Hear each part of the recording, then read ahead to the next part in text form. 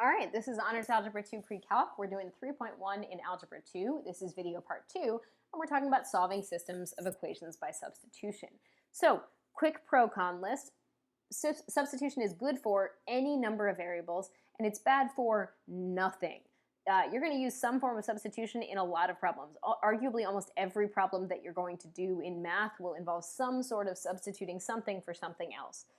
So, substitution's pretty dope. The only downside I can see is that sometimes it is not quite as quick as some of the other methods that we're going to learn, depending on the circumstances. So let me add like a little caveat here. So let's just add a little caveat that so the only thing it's bad for is it's bad if no variable has an easy coefficient. And I'll talk to you about what I mean by easy coefficient when we start going through our steps. So it's still not bad, but it is more difficult if no variable has an easy coefficient. Okay, so let's talk about the steps of substitution. So you're going to have usually two equations. Sometimes you have more than two, but let's assume that we're starting with two. You solve one of the equations for the easiest variable. And what I mean by easiest variable is that it usually, oh, I didn't mean to accidentally overwrite that. There we go. What I mean by easiest variable is it usually has a coefficient of 1 or -1, but something easy that you're not going to have to get ugly fractions. You're then going to replace the variable into the other equation and solve for whatever letter's left, because there's only going to be one. A lot of books will then ask you to use back substitution, which is just a fancy term that means substitute back into the equation. That's it. To plug in the value you just found into either equation to get the value of that you're still missing. So this is going to make a lot more sense as we walk through some examples. Before we do, though, we should talk about what the weird cases look like. So if all of the variables in your problem cancel and you end up with a lie, like 0 equals 5, so there's no x, there's no y, there's no letters, just 0 equals 5, and that is clearly a lie, then the system has no solution and is classified as inconsistent. If, on the other hand, all of your variables cancel and you end up with a truth, like 0 equals 0, then the system is one of those infinite solutions of the form something, and the system is classified as consistent dependent, right? So that would be the situation where both equations are secretly the same equation. Okay, so moving forward, we're going to go ahead and walk through some examples. So in E2, we're going to solve the system by substitution, again with that caveat that I don't usually care how you solve a system, but I want you to try all the skills. Okay. So in this situation, my target variable, the easy one to pick off from the herd, right? Kind of pretend that you're like Simba in The Lion King and you're picking off a gazelle. Which is the lonely gazelle by itself? Oh, it's that y that has a coefficient of 1. So that's my target easy variable. So I'm going to solve that equation for y by subtracting the 2x over, and I'm going to get y equals -2x plus 3. Okay, that was my easy variable, right? I picked the easiest variable to solve for, the weak little gazelle that I could pick off from the herd. Then what I'm going to do is I'm going to take my other equation. So this is an important piece of information. You have to take the other equation. So use the other equation. Okay, I'm going to use the other equation, and anywhere I see a y, I'm going to replace it with this quantity. So I'm going to have 3x minus 2, but then instead of y, I'm going to replace it with the quantity -2x plus 3 equals an 8. And when I clean this up, the only letter that's going to be left is the x's, so I'm going to be able to solve for x, right? So what's going to happen when I distribute? I'm going to get this 3x plus a 4x minus a 6 equals 8. Well, that's a 7x minus a 6 equals 8, which is 7x equals 14, so x is 2. I've now found 1/2 of my solution, right? So then I use either equation, right? So then I'm going to pick, it really doesn't matter, so pick the easier equation. In fact, I'm going to go way easy and say, wait a second, I already have one that is solved for y, and I'm going to plug in that x is 2. So when I do that, I'm going to get that y is -4 plus 3, which means my y is a -1. Now you can go back in and double check that that's true, right? You can verify that if you plug in 2 and -1, that works. But sure enough, this would be a 4 and a -1, so that's a 3. And this would be a 6 plus a 2, which is an 8. So that totally works. So that means that my solution is 2, sorry. I keep hitting that, guys. I don't mean to. Silly button on the pen. Is 2, -1. Or you could write it this way. It's fine to write x equals and y equals. That's fine.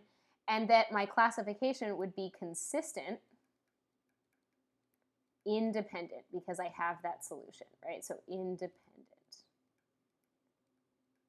Okay, so again, it would be fine to write your solution either this way or to write it as both of these things together, right? Either of those would be fine, okay?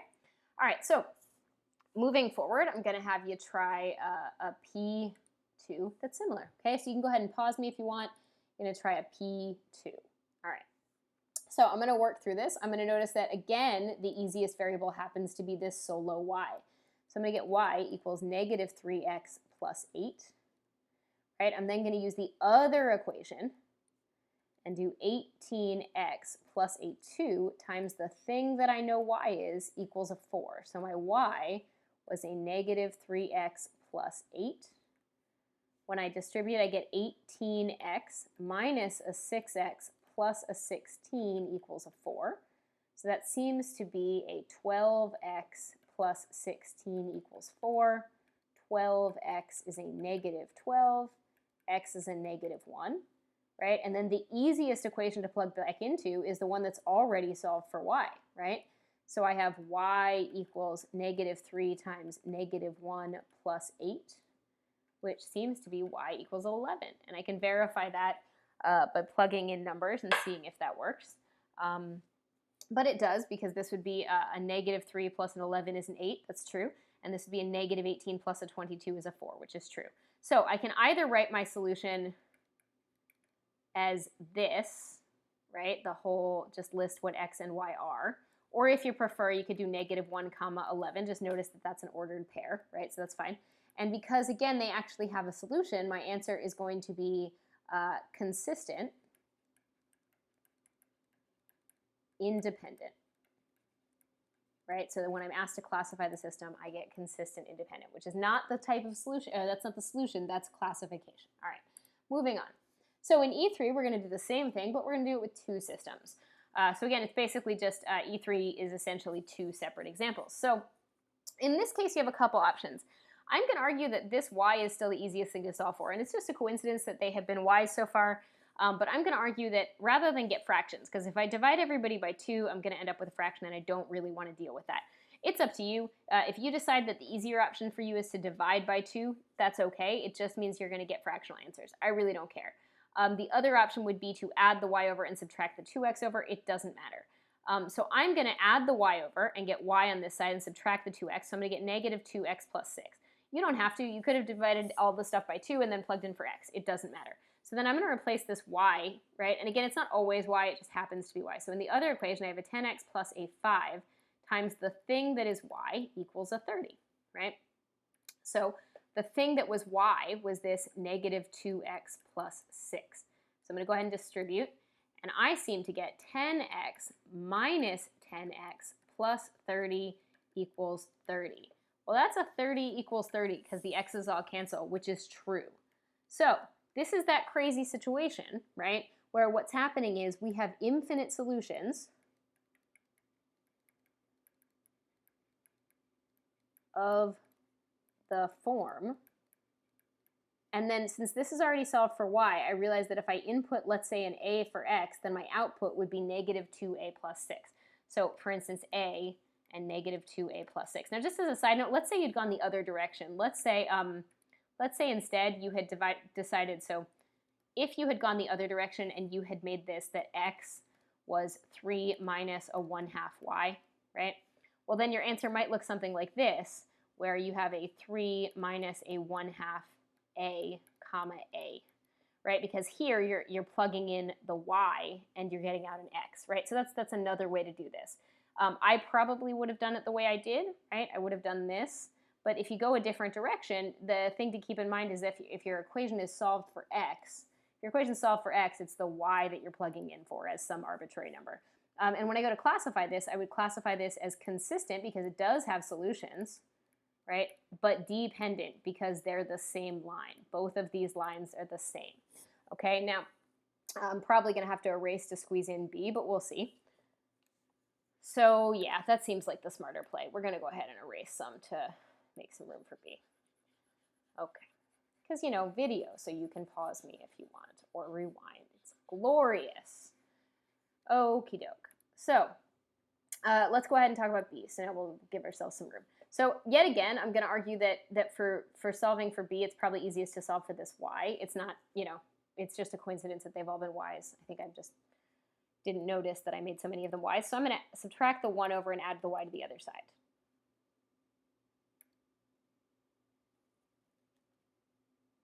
Sorry. Cool. So that's going to be this one, and then I'm going to take the other equation, right, the one that I was not using, and I'm going to go ahead and plug in for y. So 6x minus 3 times the thing that was y, which is this 2x minus 1, equals an 8. So I'm going to get 6x minus 6x plus 3 equals 8, which seems to be 3 equals 8. Well, that is very much a lie, right? I ran out of variables. There's nothing I can solve. So the answer is that there is no solution. That's my solution, right? And when I'm asked to classify this, it is inconsistent, right? Because it doesn't have a solution. So these are the two weird cases, right? So this would be my answer, right? And this would be my classification. All right, cool. Moving forward. Let's do an E3, same idea. So you can go ahead and pause me if you want. I'm going to argue that here you could either solve for the x by dividing everybody by 4, right?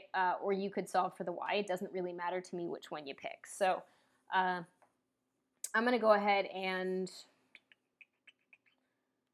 add the 5 over. So I'm going to go ahead and make this 4x plus 5 is my y, which means that I can replace this y with a 4x plus 5. So in this equation, I'm going to do 8x minus 2, and then I'll put in what my y was, equals 3.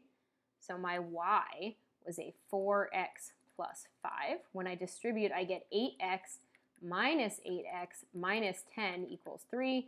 Negative 10 equals 3. That's a lie, right? So there is no solution. And this, I don't know why I dotted an L, but it is what it is. Okay, now it looks like a V. That's just much worse. Okay, don't dot your L's, people. That's just weird. All right, solution, right? And this is inconsistent, right? So that's classified, and also there's my answer.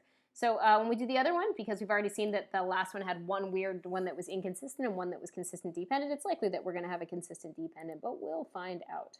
So I'm going to go ahead and solve for this easy y by subtracting the 2 over. So I'm going to get y equals 3x minus 2, right? And then I'm going to replace the y in this second equation with that value. So negative 4 times y plus 12x equals 8. But my y was a 3x minus 2. So when I distribute, I get negative 12x plus 8 minus 12x equals 8.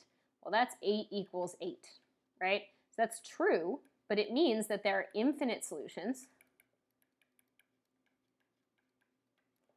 of the form.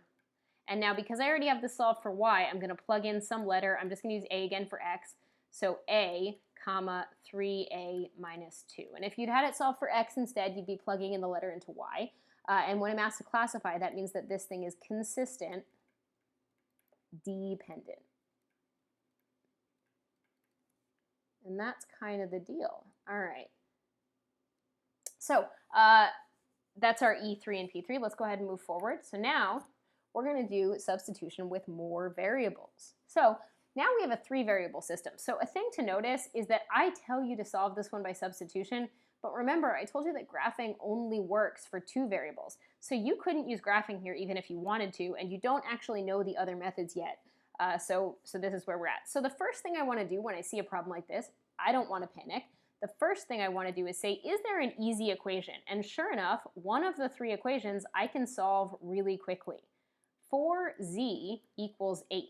Right away, that tells me that z is 2. So what that means is in the other 2 equations, I can go ahead and plug in 2 for z. So in equation 1, I now have x plus y plus 2 is 5, right? So x plus y equals 3. And in equation 2, I now have 2x minus 3y plus 2 is a negative 2. So it seems to me that I have 2x minus 3y equals negative 4.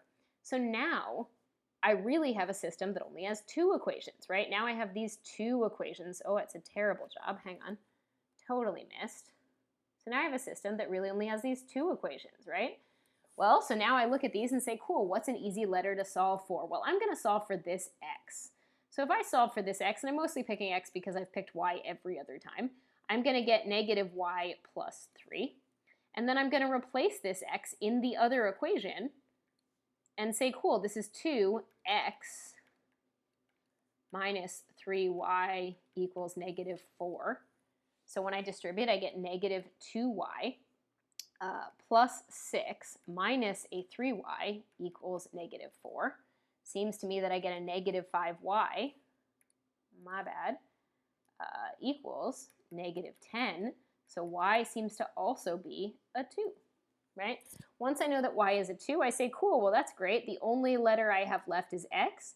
So x is negative 2 plus 3. X must be 1. So it seems to me that my solution, I can either write it as all three of them separately like I just did here, right? X equals, y equals, and z equals. Or I can write it as an ordered triple where it goes x, comma, y, comma, z, right? So I can either write it like this, all three of these, sorry, this and this all together, right? All three of those. Or I can write it as an ordered triple, right? And when I'm asked to classify, I would call this consistent independent, because they are clearly not the same equations, right? And that works. So, and I can go back and check if I want and plug in to make sure that they work, but that's the idea. So in P4, I want you to try the same thing, again with three variables. So we'll go ahead and try our P4, and you can pause me if you want. I'm going to go ahead and start with the easiest one to solve, which in this case is 4z equals negative 12. So I'm pretty sure I get quickly that z is a negative 3, which then allows me to use the other equations. So x plus y minus 3 is 5. So my equation 1 is now x plus y is 8. And equation 2 is a 2x minus 3y minus 3 is negative 2. So I think I get 2x minus 3y is a 1, right? I'm going to pick either of these to solve for. This time I'll pick y just because I picked x last time. So I'm going to get y equals negative x plus 8, and then I'm going to replace any y I see with that. So in this equation, I'm going to get 2x minus 3 times the quantity negative x plus 8 equals 1. That's a 2x plus a 3x minus a 24 equals 1. 5x is 25, so x is 5. And then once I know x is 5, I come up here and I say, cool, that means that y is negative 5 plus 3, which means y, or plus 8 rather, which is y equals 3. So my solution is either all three of these things that I circled in green, or you can list it as an ordered triple, 5, comma, 3, comma, negative 3. And when I classify, I'm going to classify this as consistent, which means it has a solution, and independent, which means that the curves are not the same. All right, so this is going to be the end of this video. In our last video, we're going to do a couple word problems just because word problems are good for the teenage soul. All right, have a good day, people.